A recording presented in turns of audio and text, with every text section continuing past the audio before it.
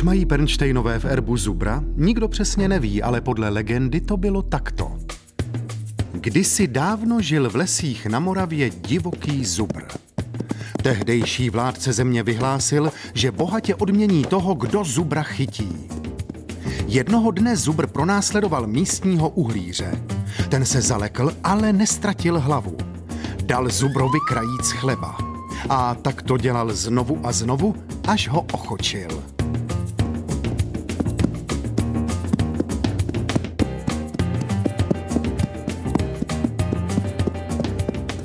Uhlíř přivedl zvíře před vládce a jednou ranou je zabil.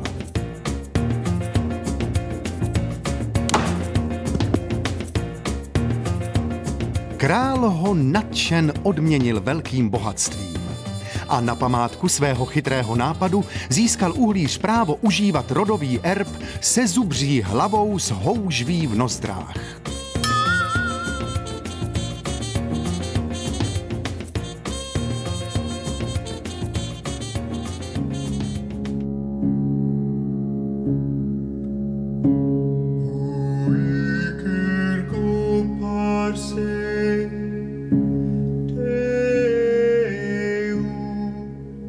Počátky rodu jsou nejasné. Nejstarší Pernštejn se ani nejmenoval Pernštejn, ale Štěpán z Medlova, který založil klášter v Doubravníku v kopcích podél řeky Svratky.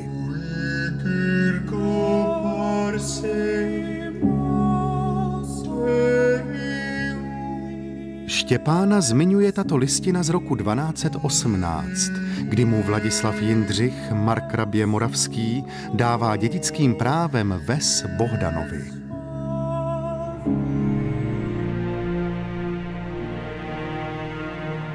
Štěpánovi potomci založili rodová sídla v celém kraji, která jsou již staletí v ruinách. Romantický hrad Zubštejn.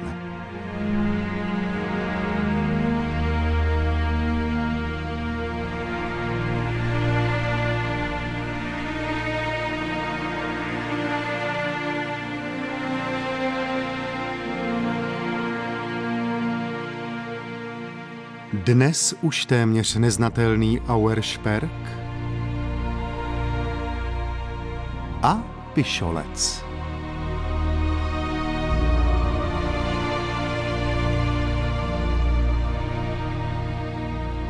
Poprvé se přídomek z Pernštejna objevil v roce 1285 a tehdy si rod také staví své hlavní rodové sídlo Pernštejn.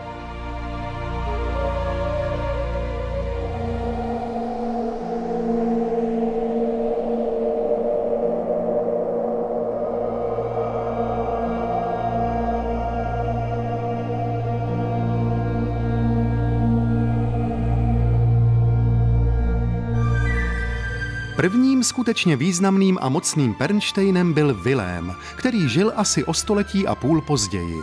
Svou politickou kariéru spojil s moravským markrabětem Joštem Lucemburským a dotáhl to až na zemského hejtmana.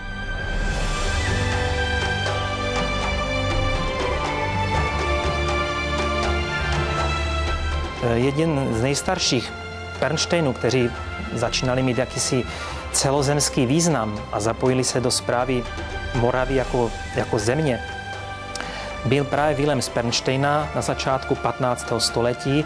Tady vlastně můžeme vidět obal ze zemské desky brněnské z roku 1409. On má i zajímavou vlastně takovou tu zadní stranu, kde ty erby zubří hlavy s tou houžví jsou dochovány v poměrně větší kvalitě.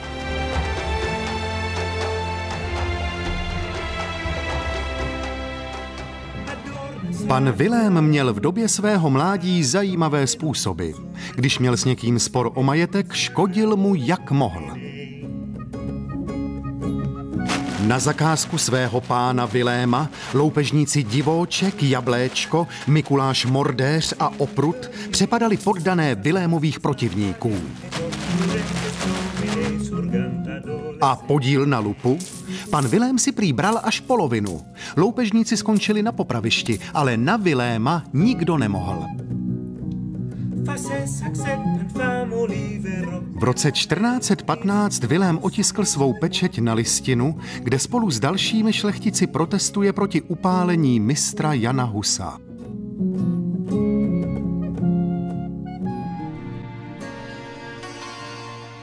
Mezi významné muže se zapsal i Vilémův syn Jan. Zamlada se objevuje mezi veliteli husitských vojsk, posléze se přiklonil ke králi Jiřímu z Poděbrad. Díky tomu získal další majetek. Nespoléhal se ale jen na válečnou kořist. Pokoušel se o promyšlené zvelebování svých statků poničených za husitských válek.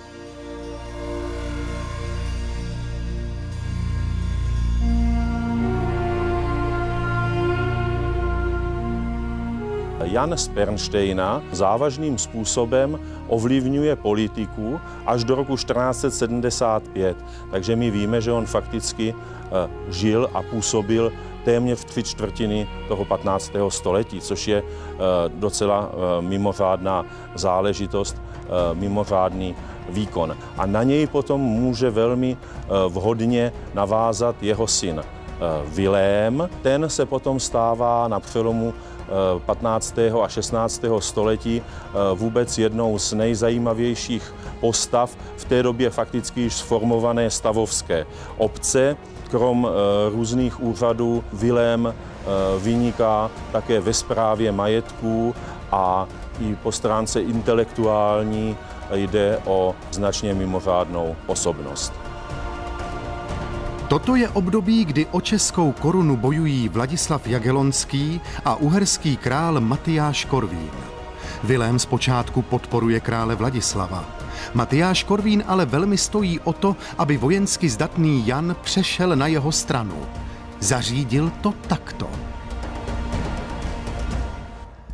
Matyáš uvěznil Vilémova bratra Zikmunda.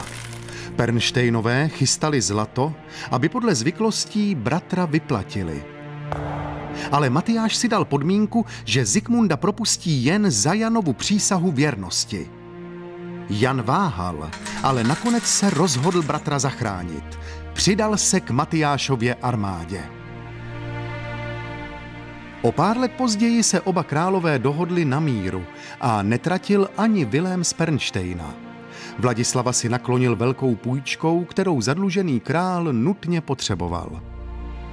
Vilém z Pernštejna patřil k důvěrníkům Matyáše Korvína a v jeho službách si k těm penězům přišel, a to natolik, že vlastně byl schopen potom půjčovat králi Vladislavu Jagellonskému. Jako jeden z nejvýznamnějších věřitelů krále si dokázal tedy také od toho krále potom nějakým způsobem vzít zpátky to, co do něho investoval. I když to nebyly zpátky peníze, byly to především potom práva. Byla to práva, která panovník mu poskytoval z titulu královské moci, a Vilém jako muž velmi chytrý a zběhlý potom těch práv dokázal využít. Na konci svého života byl hofmistr království českého Vilém z Pernštejna bohatší než Rožmberkové. Starý hrad Pernštejn už nevyhovoval nárokům velkého pána, a tak si Vilém vystavěl honosný zámek v Pardubicích.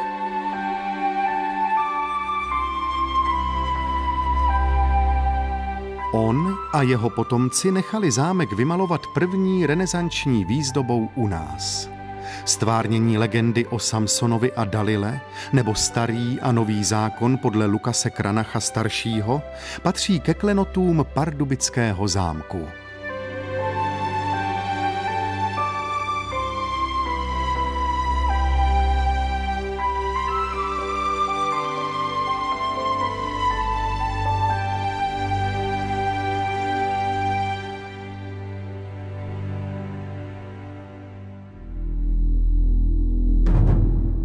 Jan patřil k vůdčím osobnostem českých nekatolíků.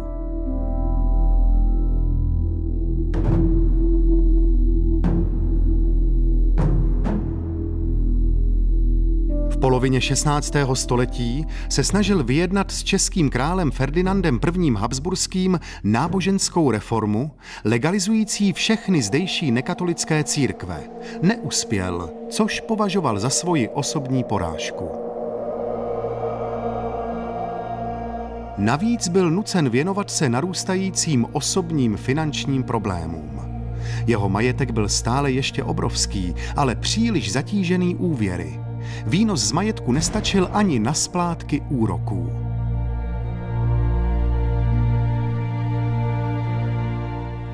Janovi se narodili 3 synové, do kterých vkládal budoucnost rodu. Nejstarší Jaroslav, prostřední Vratislav, nejmladší Vojtěch. Mladí Pernštejnové byli renesanční kavalíři. Utráceli stejně tak. Aby splatili dluhy, najali si správce panství Hamzu. Správce začal šetřit a dohlížel na peněženky poddaných. Pivo směli kupovat jen z pernštejnského pivovaru. Obilí vozit jen do pernštejnských mlýnů. Poddaní měli také svým pánům půjčit vlastní úspory, většinou na dobu neurčitou.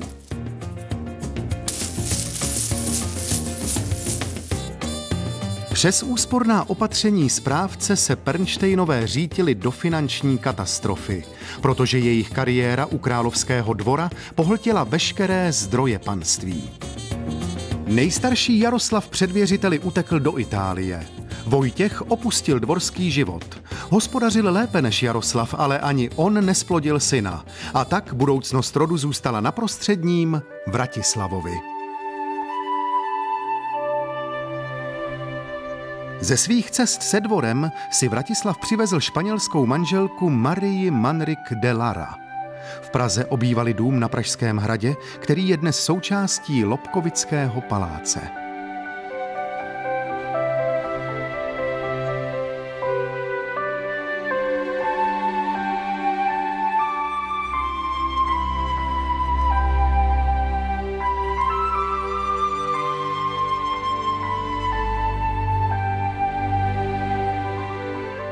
Marie Manrique de Lara proslula v pražském prostředí tím, že zřídila v tehdejším Pernštejnském paláci úžasný španělský salon. Byl to jakýsi vlastně fraucimor, který býval běžně na dvorech aristokracie nebo na dvorech panovnických, to znamená, že dámy se obklopovaly vlastně dalšími společnicemi, hovořilo se v takovýchto salonech, probírala se politika, samozřejmě sňatková politika byla hlavním předmětem. V tomto paláci se scházela i významné politické osobnosti, docházel sem španělský vyslanec San Clement a řada dalších významných zahraničních třeba návštěvníků, kteří přijali s různými misemi do Prahy a podobně. Vratislav a Marie Manrique spolu měli 21 dětí. Z nichž se dožilo dospělosti pouze několik děvčat a 2 chlapci.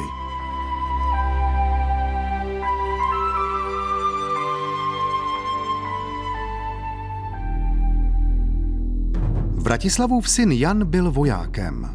Válčil proti Turkům v Uhrách, kde proslul jako vynálezce zařízení, kterému se říkalo Pernštejnská petarda. Šlo o malé dělo s krátkou hlavní a velkou ráží, které se umístilo přímo na bránu a bum, bylo otevřeno. Janův syn Vratislav Eusebius měl být budoucností rodu. Bohužel zahynul v jedné z potyček 30leté války bezdětný. Jím rod vymírá po meči v roce 1631. Nesmíme ale zapomenout na jednu ženu, Janovu sestru Polyxenu, která více než důstojně uzavírá dlouhou řadu Pernštejnů.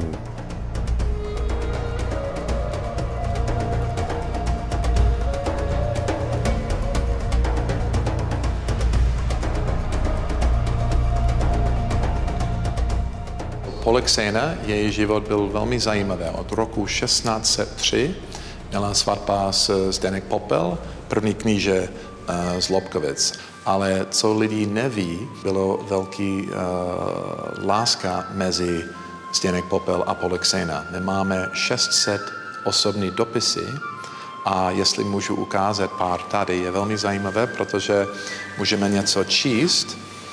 Tady všechno bylo španělský jazyk, ty původní dopisy jsou tady, A ona napsala něco krásný v roku 1624. Bůh vám žehnej a ochranuj vás od všeho zlého, můj živote. Ať vám dá vše, co přejete, jen ne jinou ženu, protože nechci, aby měl můj manžel jinou než mě. Polyxena byla žena činu. Když byli Slavata a Martinic při druhé pražské defenestraci vyhozeni z okna, poskytla jim azyl ve svém domě právě ona. Ukryla je prý ve své mohutné sukni a nepustila k nim rozlobené české povstalce, čímž jim zachránila život. Polyxena byla výborná hospodářka. Také díky tomu, že po bitvě na Bílé hoře stála jako katolička na vítězné straně, rozmnožila majetek a vliv svého rodu nebývalou měrou. Který rod myslíme? Už ne pernštejnský, ale lobkovický. Ve 42 letech porodila jediného syna, zakladatele této větve Lobkoviců. Ale to už je jiný příběh.